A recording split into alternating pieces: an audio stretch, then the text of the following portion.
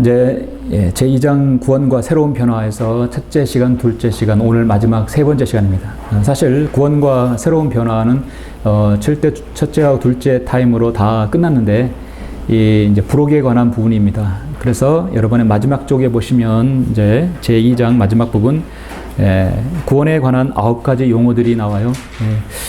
오늘 너무도 중요한 말씀입니다. 구원에 관한 9가지 용어들을 보시면 참조하시면 되겠습니다. 여러분 오늘 핵심이 되는 말씀 갈라디아서 1장 4절을 다 같이 보시겠습니다. 갈라디아서 1장 4절 말씀 보시겠습니다. 주께서는 우리의 죄들로 인하여 자신을 주셨으니 이는 하나님 곧 우리의 아버지의 뜻에 따라 이 악한 현 세상에서 우리를 구원하시려 함이라. 아멘. 이 악한 현 세상에서 하나님께서 우리를 구원해 주셨죠. 오늘은 이제 구원과 새로운 변화에 있어서 마무리하는 시간인데 혹시 강의를 못 들으셨다 하더라도 여러분 이제 유튜브를 통해서 강의를 들으시면 될 거고요. 오늘은 이제 구원에 관한 9가지 성경적 용어에 대해서 이제 보고자 합니다. 여러분 우리가 이제 하나님의 말씀을 듣고 또 이렇게 공부하며 이렇게 또 실행하고 또 누구에게 얘기를 할 때 보면 성경적이지 않는 용어를 사용할 때가 많이 있어요. 그래서 되도록이면 누구에게 교리, 특별히 어떤 하나님의 말씀의 예언적인 부분을 누구에게 제시할 때는 가장 정확하게 하나님 말씀에 근거한 대로 말씀하시는 게 가장 좋습니다. 그러니까 성경적 용어를 써야 그것이 말씀에 근거한 것이 되거든요. 그래서 특별히 우리가 이제 구원에 관한 용어에 있어서도 성경적인 용어가 9가지가 있습니다. 이제 그리스도인은 믿음 생활을 시작하게 되죠. 구원받은 이후에 믿음 생활을 합니다. 여러분, 구원이라는 것은 그 사람이 구원을 위해서 평생 동안 믿음 생활하는 것이 아니라 구원은 시작이에요. 여러분, 구원이 끝이 아니라 구원은 시작입니다. 그래서 죄인으로 살았다가 구원받고 구원받은 다음에 이후에 이제 믿음 생활을 시작하는 거예요. 여기에 있는 행위들이 나중에 하나님 앞에 보상을 받는 것입니다. 그래서 그 구원은 성경에서 각기 다르게 제시를 하고 있어요. 다른 용어로 말씀하고 있어요. 이때 제가 이제 마지막에 왜 다른 용어들로 이렇게 서로 각기 다른 용어를 제시할까? 분명히 이유가 있더라고요. 우리가 이제 구원에 관한 용어를 이게 성경에서 다양한 용어를 이렇게 보게 되는데 많은 그리스도인이 구원받은 이후에 이 용어를 알지 못하고 그냥 지나가 버립니다. 그래서 오늘 이 시간은 구원에 관한 9가지 용어를 한번 여러분 정리할 수 있는 계기가 됐으면 합니다. 첫 번째는요. 정말 오늘 말씀 갈라디아서 1장 4절 말씀대로 구원. 일반적으로 가장 우리가 많이 쓰는 말이죠. 주께서는 우리의 죄들로 인하여 자신을 주셨으니 이는 하나님 곧 우리 아버지의 뜻에 따라 이 악한 현 세상에서 우리를 구원하시려 함이라. 여러분 구원이 뭡니까? 사업에서 망해가지고 성공하는 것이 구원이 아니죠. 구원은 지옥의 형벌로부터 구원이에요. 지옥에 떨어져 죽을 수밖에 없는데 예수 그리스도를 통해서 구원받는 것입니다. 구원받는 것입니다. 지옥에서 구원받는 것이 구원입니다. 그 지옥에 가지 않게 되는 것을 말할 때 구원이라고 쓰는 것이죠. 야고보서 1장 21절에 보면 너희 혼들을 구원할 수 있는 하나님의 말씀이라고 했어요. 그래서 인간의 혼이 바로 지옥에 가야 되지만 하늘나라 올라가는 것이 바로 구원인 것입니다. 거듭나는 것은 영이고 구원받는 건 혼입니다. 그리고 누가복음 16장에 보면은 사람의 혼이 지옥에서 어떠한 고통을 당하는지 부자와 나사로 주님께서 말씀하신 것을 여러분 기억하시죠? 그래서 우리가 구원이란 말은 salvation, 가장 일반적으로 쓰는 말입니다. 그래서 구원이란 말은 성경에서 가장 일반적으로 쓰는 말씀이에요.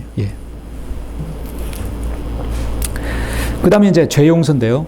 제가 하나씩 순차적으로 저기다가 이제 붙여가면서 제가 여러분께 설명을 드리겠습니다.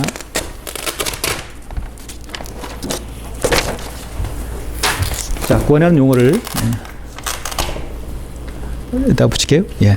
자, 두 번째는 죄 용서입니다. 우리가 구원 받았다는 부분을 다른 말로 죄 용서라고 합니다. 예. 자, 죄 용서는 상당히 많은 그리스도인들이 이 부분을 잘 모르고 있어요. 여러분, 그 죄 용서는 죄에 대해서 탕감을 받는 거예요. 용서를 받는 것이에요. 자, 죄 용서는 두 가지가 있습니다. 속죄가 있고 구속이 있습니다. 예. 이거는 구약적인 용어고 이건 신약적인 용어입니다. 예. 속죄라는 것은 죄를 덮는 것입니다. 예. 죄를 덮는 것이에요. 어떤 죄가 있으면 죄를 덮는 거예요. 죄를 덮는 것입니다. 1년에 한 번씩 대제사장의 지성소에 들어가서 백성의 죄를 용서를 구하는 것이죠. 제사장이 나와서 그 금방울이 딸랑딸랑 움직이면 백성들이 환호하는 것입니다. 와, 우리 죄가 용서받았다. 그리고 또 다음에 죄를 또 제사장이 들어가서 죄 용서를 받아야 되는 것이에요.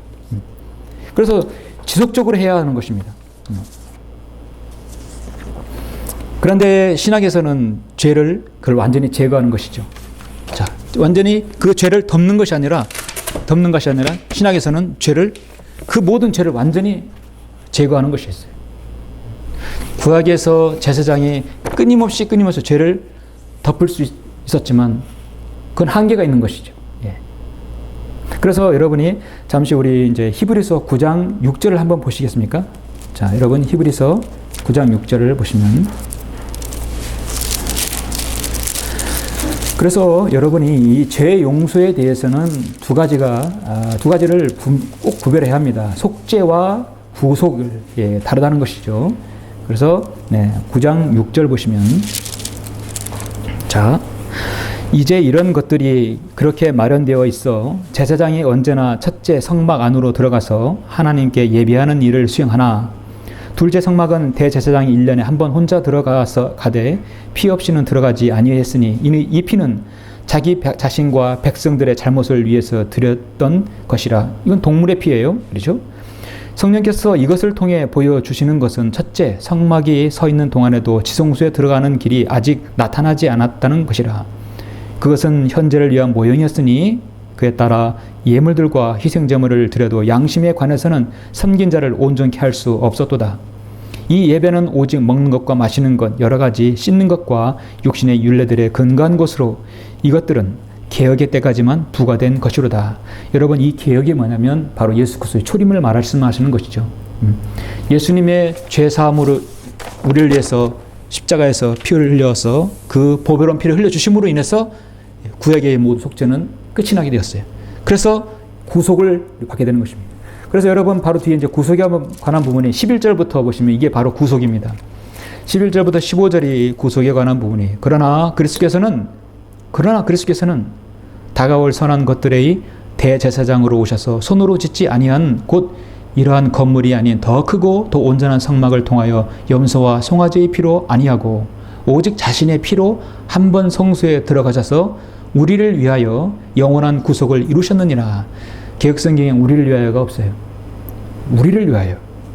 황소와 염소의 피와 암송아지의 제도 불결한 자들에게 뿌려 그 육체를 정결케 함으로써 거룩하게 한다면 하물며 영원하신 성령을 통하여 흠없는 자신을 하나님께 드린 그리스도의 피가 어찌 죽은 행실에서 너의 양심을 정결케 하여 살아계신 하나님을 섬기게 하지 못하겠느냐. 이런 연유로 그는 새 언약의 중보자시니 이는 첫 언약 때에 범죄한 것들을 구속하시려고 죽으심으로써 부르심을 받은 자들로 그 영원한 유업의 약속을 받게 하시려는 것이라. 그래서 죄 용서는 속죄가 구속이 있지만, 속죄는 구약적인 죄를 덮는 거지만 신약에서는 죄를 완전히 제거하는 것이었습니다. 그래서 속죄에 관한 부분에서 출애굽기 34장 7절에 보면 자비를 수천 대까지 간직하며 죄악과 허물과 죄를 용서하나 범법자가 결코 깨끗게 되지 아니한다고 분명히 말씀하고 있습니다. 그래서 이 구속이란 말씀은 죄인이 어떤 노예 상태에 있었는데 하나님께서 값을 치르고 완전히 사셨다는 겁니다. 완전히 이제 해방받았다는 얘기죠. 속박이란 죄의 어떤 부분에서 완전히 속박을 받은 거죠. 죄의 속박에서 완전히 해방을 받은 거죠. 자유함을 얻은 것입니다. 예수 그리스도께서 죽음을 몸값이라고 하는 것입니다. 그래서 인자도 섬김을 받으려고 온 것이 아니라, 섬김을 받으려고 온 것이 아니라 섬기러 왔고 또 많은 사람을 위하여 자기 생명을 몸값으로 주려고 온 것이라. 그 여러분을 구원하시기 위해서 예수 그리스도께서 자신을 몸값으로 온 인류를 위해서, 바로 여러분 자신을 위해서, 우리를 위해서 그렇게 드려주셨어요. 금도 없고 점 없는 하나님의 어린 양의 그 보배로운 피로 그렇게 하신 것입니다. 그래서 우리가 이제 신약성경에 보면은 이 구속이란 말이 대다수 찾을 수 있어요. 그래서 여러분은 예수 그리스도의 보혈로 여러분 구속받았다고 말하는 것입니다. 고린도전서 6장 19절 20절 보니까 너희 몸은 너희가 하나님으로부터 받은 바 너희 안에 계신 성령의 전인 것을 알지 못하느냐. 너희는 너희 자신의 것이 아니니라. 너희는 값을 치르고 산 것이니. 예수님께서 값을 치르고 사셨어요. 그러면 하나님의 것인 너희 몸과 너희 영으로 하나님께 영광을 돌리라. 값을 치러 샀기 때문에 우리는 주님의 종이고 주님의 소유물이에요. 그럼 하나님께서 영과 진리로 경배 드리라. 하나님께서 말씀하시는 걸 들으라. 여러분 잠시 갈라디아서 3장 13절을 한번 보시겠습니까?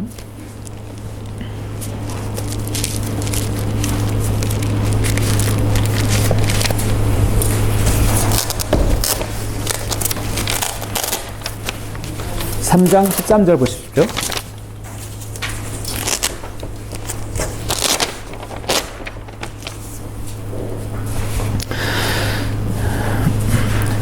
그리스도께서 우리를 위하여 저주가 되셔서 율법의 저주로부터 우리를 뭐 하셨으니? 구속하셨으니 기록되기를 나무에 매달린 자는 누구나 저주받을 자라 하셨도다. 이 구속, redemption이라고 합니다. 그래서 이 구속이란 말씀을 redeemed라고 해서 킹제임스 성경에서 말씀하고 있어요. 이 구속이란 말을 이제 헬라어로 엑사고라조라고 합니다. 엑사고라조라고 했어요. 그럼 여기다가 손을 놓으시고 에베소서 5장을 한번 보시면, 잠깐 에베소서 5장 16절을 한번 보십시오.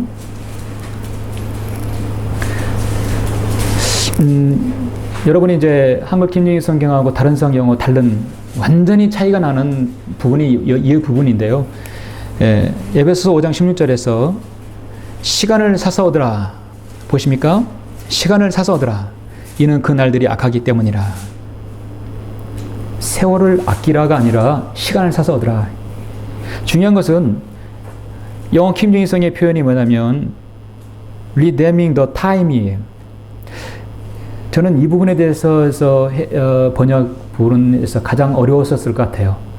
redeeming the time, 시간을 아끼라, 시간을 사서 얻으라. 대부분 세월을 아끼라고 나오죠. 왜 여기서 redeem이란 말이 나오고 갈라디아서 3장 13절에서 구속이란 말이 나왔는가? 여기 구속이란 말의 영어 표현하고 시간을 사서 얻으라는 redeem이란 말은 어원이 같아요. 다 동일하게 redeem이. 헬라어로 추적해보면 헬라어가 모두 다 엑사고라조라고 동일해요. 그러면 뭐냐면 하나님께서 우리를 구속해 주셨으면 너의 모든 시간, 내 몸, 내 인생 모든 것은 나의 것이다. 그 뜻이거든요. 그러니까 시간을 사서 얻으라는 얘기는 너의 남은 구원받은 이후의 생애는 하나님께 속해 있다는 것이죠. 우리가 받은 재능과 시간과 심지어 어떤 물질, 그 모든 것까지도 나의 것이다. 자신의 생애를 온전히 드리기 합당한 것입니다. 심지어 장래의 어떤 계획까지도 마찬가지입니다. 너희는 값을 치르고 샀다는, 몸과 혼과 영을 다 샀다는 얘기죠. 세월을 아끼는 것이 아니라 시간을 사서 얻어야 합니다. 왜냐하면 주님께서 나를 구속하셨기 때문에. 그렇죠? 그렇게 해서 여러분이 이제 이 구속이란 죄 용서란 부분을 이렇게 구분해서 아시면 좋을 것 같아요. 그 다음에 세 번째 용어는 무엇입니까? 중생입니다. 중생. 자, 중생.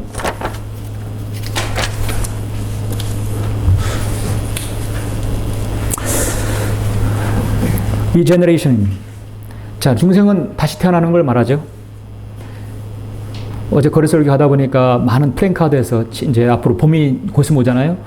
봄이 오니까 움츠렸던 어깨를 좀 활짝 펴고 이렇게 헬스도 하고 그래서 몸 좀 만들어라 해서 그런 광고를 봤어요. 그 광고에 뭐냐면 2016년 다시 태어나라 그런 광고 문구 있습니다. 이제 어디 헬스클럽 이렇게 소개하는 그런 광고 문구 있어요. 다시 태어나라. 정치권이든 경제권이든 뭐 재계든 어디든 간에 새해가 되면 다시 태어나자. 다시 태어나자. 쉽게 말해 중생이라는 얘기죠. 여러분 사실 다시 태어나 거듭나라는 것은 하나님의 말씀이 근거한 거예요. 그러죠? 여러분 어머니 뱃속에서 한 번 태어나 출생 맛보았습니다. 그러면 또 한 번 태어나는 것은 성령님으로 거듭나는 거지. 그래서 우리 주님께서 요한복음 3장에 진실로 진실로 내가 너에게 말하노니 사람이 물과 성령으로 태어나지 아니하면 하나님 나라에 들어갈 수 없느니라. 이거를요 어떤 사람들은 이렇게 해석하더라고요. 물과 육신 성령으로 태어나는 걸 가지고 물은 물이고 성령은 성령이고 그래서 성령으로 침례 받아야 되고 거기다 물침례까지 받아야 된다고 말하는 거예요. 그 말을 통으로 해석하는 겁니다. 자, 물은 육신적인 출생이에요. 그리고 난 다음에 우리 육신적 출생을 했죠. 그 다음에 성령으로 거듭난 죽었던 영을 다시 살아나는 것이. 허물과 죄들 가운데 죽었던 너희를 살리셨다고 에베소 2장 1절에서 말씀하고 있는 것은 우리의 죽었던 영을 하나님의 말씀으로 예수 그리스도의 보혈로 그 영이 다시 살아나는 것이. 그래서 그 영이 하나님과 반응하게 되는 것입니다. 그래서 우리의 영적 생명은 성령님에 의해서 태어났고 이제 여러분 하나님의 말씀으로 계속 성장하는 겁니다. 육체적 출생이 있고 성장하듯이 여러분의 영적인 생명도 바른 말씀을 통해서 성장하는 것이에요. 우리가 꼭 찾아봐야 할 말씀이 있는데요. 여러분 디도서 3장 5절 한번 보시겠습니다. 정말 너무 중요한 말씀인데요. 디도서 3장 5절 말씀.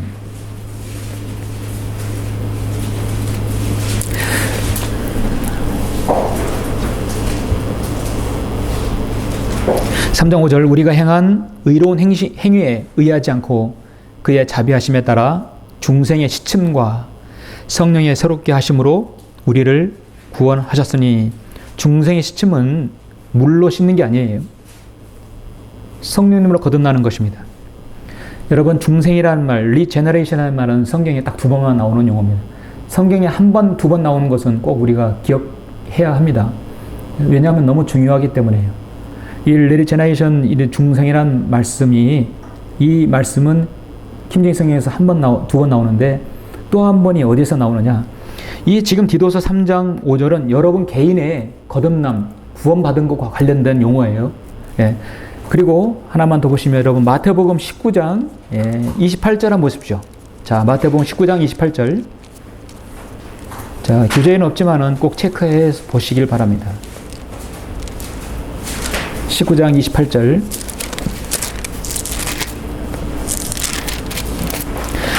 자, 여기 있는 리제너레이션을 중생이라고 여기는 이렇게 번역하지 않고 새 세대라고 했어요. 왜냐하면 이건 개인의 구원과 관련 없이 예수 그리스도의 재림 이후에 있는 일들이기 때문에 제자들에게 관한 말씀이기 때문에 새 세대라고 말씀하신 겁니다.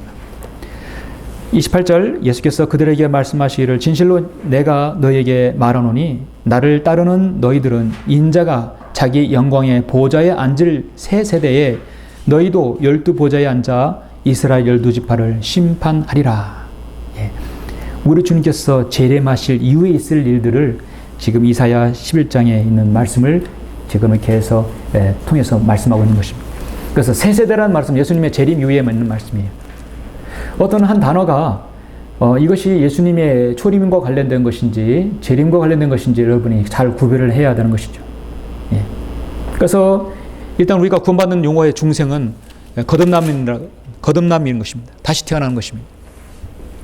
자, 네 번째 용어는 이제 구원받은 다른 용어로, 구원이라는 다른 용어로 전가라는 말입니다. 전가. 전가라는 것은요, 좀 법률적인 용어입니다. 누군가에게 무엇을 넘겨주는 것이에요. 누군가에서 무엇을 넘겨주는 것입니다. 누군가의 계좌에 뭐를 집어넣어주는 것입니다. 하나님께서 죄인이 그 죄를 다른 누군가에게 완전히 넘기는 것입니다. 어떤 법률적인 행위를 말합니다. 전가를 통해서 저희는 예수 그리스도의 의를 부여받고 예수 그리스도는 우리의 죄들을 받은 것이죠. 완전히 바꿔치기 한 것입니다. 주님께서 우리의 모든 죄를 다 옮겨서 지셨고 그거를 다 제거하신 것입니다. 여러분 고린도후서 5장 21절을 한번 보시면, 자, 이제 교재에도 있습니다. 제가 바로 읽겠습니다. 하나님께서 죄를 알지도 못하는 그를 우리를 죄를 위하여 이를 위하여 죄로 삼으신 것은 우리로 하여금 그 안에서 하나님의 의가 되게 하려 하심이니라. 고린도후서 5장 21절 말씀입니다. 우리의 모든 죄를 하나님께 다 옮겨놓는 것이에요. 그 모든 것이 다 우리 주님께로 간 것입니다. 우리의 죄가 하나님께로 간 것이죠. 그래서 예수님께서 십자가에 모든 죄를 다 짊어지고 오는 게 십자가에서 우리의 죄를 완전히 테이크어웨이 제거하셨어요. 보라 세상 죄를 제거하는 하나님의 어린 양이라고 요한복음 1장 29절에서 말씀하고 있어요. 세상 죄를 지고 가는 것이 아니라 세상 죄를 제거하는 것이 원문에는 제거하다고 나와 있어요. 여러분에게 이 전가라는 부분에서 가장 쉽게 설명을 해드리면 여러분 신약성경 빌레몬서 한 장 있죠? 빌레몬서를 한번 잠깐 보시겠습니다. 자, 빌레몬서를 한번 보시겠습니다.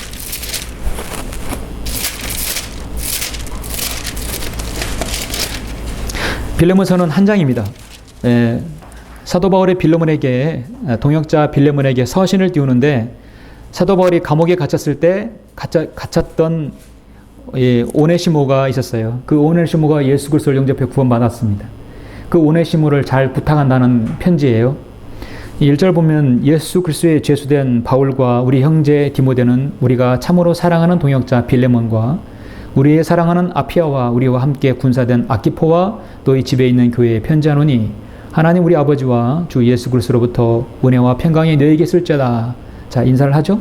그 다음에 9절 보십시오. 사랑으로 인하여 나 바울이 나이 많은 자로서 이제 또한 예수 그리스도의 죄수로서 오히려 내게 간청하노라. 한 가지 간청이 있어요. 그 간청은 부탁은 뭐냐? 내가 갇힌 중에 낳은 내 아들 오네시모를 위하여 내게 간청하노니. 자, 오네시모를 이제 영적인 아들로 말씀하고 있죠. 오네시모가 구원 받았어요. 그 오네시모를 이제 가면은 잘 받아주라는 얘기죠. 어떤 부탁이냐면 여러분 좀 넘겨서 시간상 17절 한번 보시겠습니다. 좀 건너뛰어서 17절 보시면 핵심이 나오죠. 그러므로 내가 나를 동역자로 여긴다면 그를 나와 같이 영접하라. 이는 도둑질에서 감옥에 갇혔지만 그는 이제 회심해서 하나님의 자녀가 되었기 때문에 그가 가면 잘 받아주라 이죠. 만일 그가 내게 잘못을 저질렀거나 갚아야 할 빚이 있으면 내게로 넘기라. 바로 이것이 전가예요. 오네시모가 너에게 줄 것이 있다면 그거 모두 다 나에게 넘겨라. 내가 하게 했다는 것이죠. 성경에서 전가에 대한 가장 좋은 예입니다. 나 바울은 친필로 썼노니 내가 그것을 갚으리라. 그러나 나는 내가 비록 나에게 빚진 것이 있다 해도 말하지 않겠노라. 정녕 형제여, 내가 주 안에서 너로 인하여 기쁨을 얻게 하고 주 안에서 내 마음에 새 힘을 얻게 하라. 그렇게 해서 부탁을 한 것입니다. 내게 잘못을 저질렀거나 갚아야 할 빚이 있으면 그걸 내게로 넘기라는 것입니다. 여러분의 모든 죄를 예수 그리스도께서 다 자신에게 옮기셨어요. 그리고 그걸 십자가에서 다 제거하신 겁니다. 그래서 구원받았다는 것은 전가란 말로 사용을 합니다. 그 다음에 다섯 번째로는 의롭게 됨입니다. 칭이라고 하죠. 의롭게 되었다 말씀하고 있습니다. 이미 완료했다는 것이죠. 이 용어는 죄인이 자기에게 전가된 예수 그리스도의 의를 신뢰할 때 하나님께서 그를 의롭다고 선언하시는 법률적 행위를 말하는 것입니다. 그래서 이거는 완료입니다. 로마서 3장 2절에서 그리스도 예수 안에 있는 구속을 통하여 그의 은혜로 값없이 의롭게 되었습니다. 디도서 3장 7절에서도 이는 우리가 그의 은혜로 인하여 의롭게 되어 영원한 생명의 소망을 따라 상속자들이 되게 하려 하심이라 말씀하고 있습니다. 그래서 모두 다 예수 그리스도와 관련해서는 의롭게 된 것입니다. 이미 완료입니다. 의롭게 되었다. 의롭게 되었다. 구원, 죄 용서, 중생, 전가, 의롭게 됨. 그 다음 뭡니까? 여섯 번째로 화목제물입니다. 화목제물. 화목제물이라는 개념은 범죄한 부분에 대해서 노여움을 푸는 특별한 보상을 말하는 것입니다. 즉 화목제물은 거룩하시며 정의로우신 하나님으로부터 사법상의 불쾌함을 제거하시는 것인데, 다시 말해서 그것은 죄에 대한 의로우신 진노를 완전히 충족시킬 대성물이신 예수 그리스도의 죽으심으로 하나님께서 받아들이셨다는 것입니다. 그래서 우리에 대한 진노를 가라앉히고 얼굴을 돌이키신다는 말씀입니다. 그 화목제물은 바로 여러분 자신, 나 자신을 위한 제물이 된 것이죠. 요한일서의 2장에 특별히 화목제물이라는 말씀이 나와요. 그는 우리의 죄들을 인하는 화목제물이시니 우리뿐만 아니라 온 세상의 죄들을 위한 것이니라. 요한복음 1장 29절에서 보라, 세상 죄를 제거하는 하나님의 어린 양이라. 하나님의 어린 양이 되어주신 것이죠.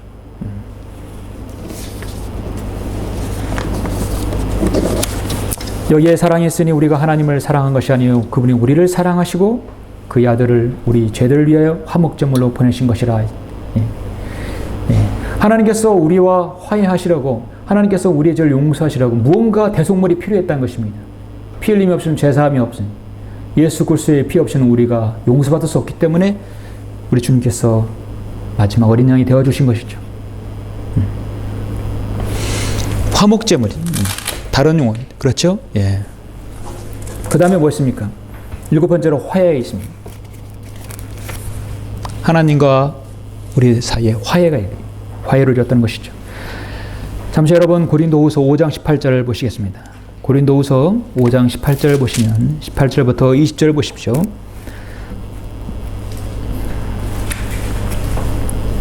모든 것이 하나님께로부터 났으며 그분께서는 예수 그리스도를 통하여 우리 스스로 우리와 화해하셨고 화해의 직분을 우리에게 주셨으니 즉 하나님께서 그리스도 안에 계셔서 세상을 자신과 화해하게 하시며 그들의 죄가를 그들에게 돌리지 아니하시고 우리에게 화해의 말씀을 맡겨주신 것이라.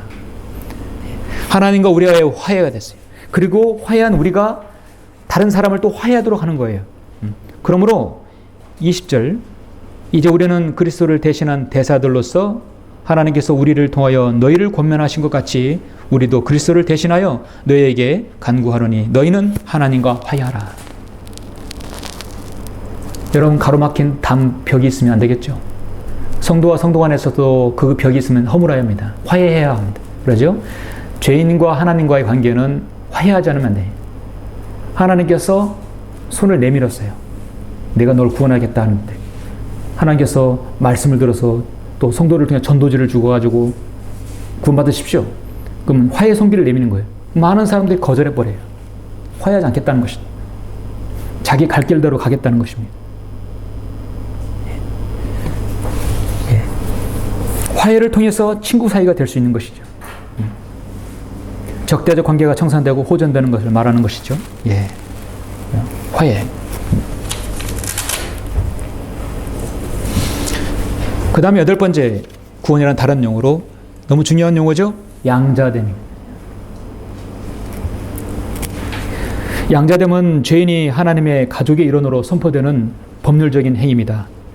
죄인의 변화된 죄를 보여주는 것입니다. 그래서 양자됨이란 단어는 두 가지 의미를 포함하고 있습니다. 자식이 아닌 사람을 아들로서 가족 안으로 받아들이는 개인적인 행위가 있고, 두 번째는 아들을 상속자로서 인정하는 공식적인 법률 행위, 곧 의식을 뜻하는 것입니다. 자, 왕이 아들이 없는데 그 왕이 낳지 않았는데 아들을 삼아주신 것이죠. 그러면 그 아들은 아들된 지위가 있고 양자가 되고 왕위를 이어받을 수 있는 특권과 권한이 있는 것이에요. 상속받을 수 있는 권한입니다. 여러분은 예수 그리스도부터 우리가 구원받은 것은 하나님의 자녀가 되었고 하나님의 모든 유업과 상급을 받을 수 있는 특권이 된 것이.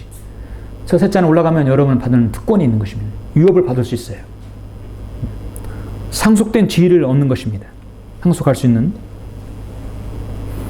그래서 믿는 자는 중생에 의해서 하나님의 자녀가 되고 그 자녀는 양자됨에 의해서 아들의 지위를 얻게 됩니다. 여러분이 구원받는 순간에 다 순식간에 이루어지는 일들이에요. 그래서 여러분 로마서 8장 14절에 너무도 잘 아시는 말씀, 모든 하나님의 영으로 인도함을 받은 이들은 곧 하나님의 아들들이라. 너희는 다시 두려워하는 종의 영을 받지 아니하고 양자되는 영을 받았으므로 그에 따라 우리가 아바 아버지라 부르짖느니라.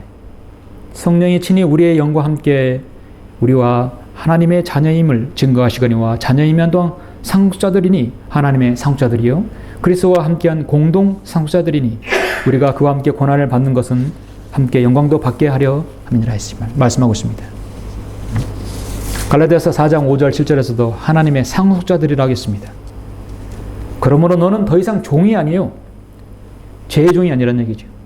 아들이니 아들이면 그리스도를 통한 하나님의 상속자이니라. 그래서 상속자들입니다. 하나님 나라의 모든 유업을 받을 수 있는 상속자들입니다. 그래서 우리가 이제 구원받는 용어를 양자됨이라고 하고요. 예. 그 다음에 마지막으로 한 용어가 있습니다. 자, 구원받았을 때 우리는 이제는 현재 진행형 이제 거룩하게 됨. 성화라고 하죠.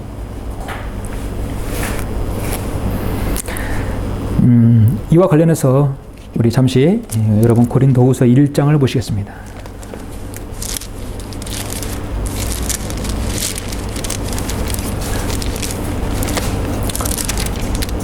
고린도후서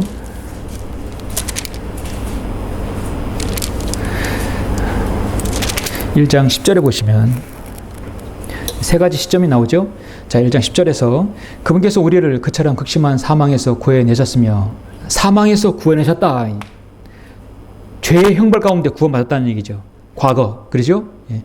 구해내고 계시니 이 죄의 능력 가운데 죄가 여러분을 엄습해오는 그 가운데 구원받고 있다. 그럼 현재형입니다.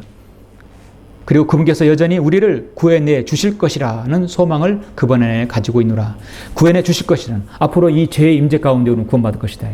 그래서 여러분은 구원에 관해서 가장 정확하게 말씀드리자면 우리는 죄와 지옥 형벌로부터 구원받았고 이 죄의 능력으로부터 구원받고 있으며 앞으로 죄의 임재 가운데 구원받을 것이다 하는 거죠. 구원받았고 구원받고 있으며 앞으로 구원받을 것이라는 거지. 우리의 여러분 혼은 구원받았고 그렇죠? 우리가 영적으로는 계속해서 승리하고 싸워서 구원받고 있어야 되고 여러분의 육신의 장막은 곧 있으면 주님 오시면 다 주님 같은 몸으로 변모되는 것입니다. 그래서 영혼 몸이 다 정확하게 이루어지는 것이죠. 그래서 이거를 우리가 이제 이 땅에 있는 동안 우리가 영적으로 승리해야 된다는 것은 계속해서 성화되고 거룩하게 된다는 말씀이에요.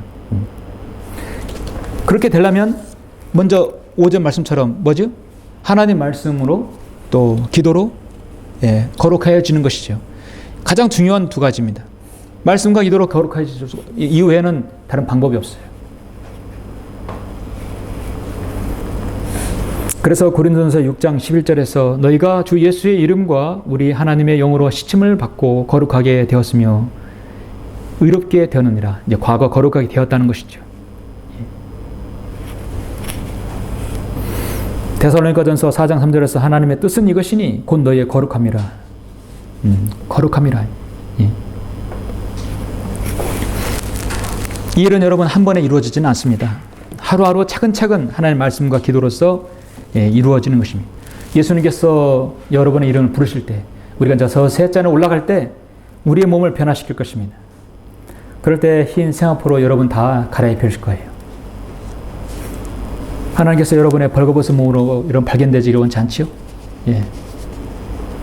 구원받은 이후 여러분의 영적인 삶들 하나님께서 온 지역교회에서 주님을 잘 신실하게 섬겼다면 여러분 거룩하게 되고 성화를 이룰 수 있는 것이죠. 보시면 여러분 지금 구원에 관한 이 9가지 용어를 여러분 보셨습니다. 자, 어떻습니까? 제가 곰곰이 생각해 봤어요.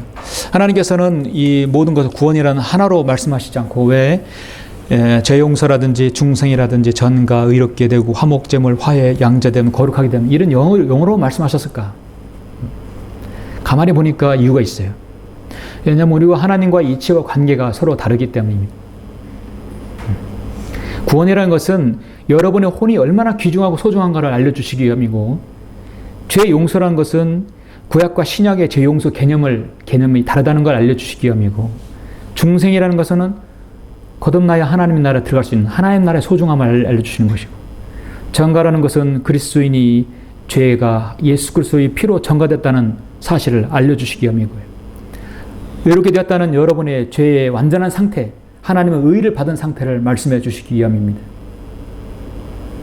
화해라는 것은 여러분과 하나님과 현재의 관계입니다. 그 매개체로 화목제물로 말씀하신 것이죠. 양자되는 것은 현재 우리 그리스도인의 이치를 말씀하고 있는 것입니다. 앞으로 저 천상에 올라갔을 때 이치, 그렇죠? 거룩하게 되면 우리 그리스도인의 삶이 어떠해야 하는지를 알려주기 위함인 것입니다. 분명한 이유가 있었죠. 마지막으로 여러분에게 이 말씀을 드리고 마치겠습니다.